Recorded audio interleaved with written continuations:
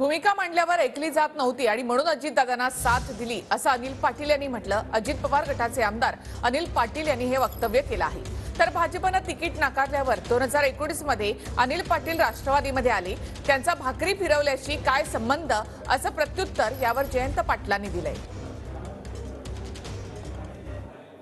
ही वस्तुस्थिती आहे म्हणूनच या प्रकारचा राष्ट्रीय अध्यक्ष अजितदादांना घोषणा त्यांना बनवण्यासाठी सगळ्या पक्षातल्या प्राथमिक कार्यकर्त्यांपासून तर सगळ्या लोकप्रतिनिधींनी जी घेतली असेल ती सातत्याने कुठलीही भूमिका पक्ष अंतर्गत ज्यावेळेला मांडण्याचा प्रयत्न केला जायचा ती मांडल्यानंतर ऐकण्याची भूमिका कुठेही केली जात नव्हती आणि एक छोटंसं एक कडगोळं ते सातत्याने वेगवेगळ्या पद्धतीने त्या ठिकाणी ट्रीटमेंट द्यायचे म्हणूनच या प्रकारचा निर्णय झालेला आहे।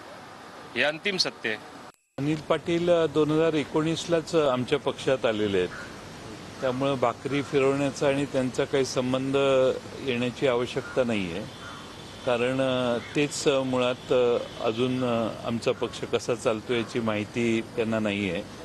ते आत्ताच नुकतेच आमच्या पक्षात 2019ला त्यांना भारतीय जनता पक्षाने तिकीट दिलं नाही, त्यानंतर ते आमच्या पक्षात आले।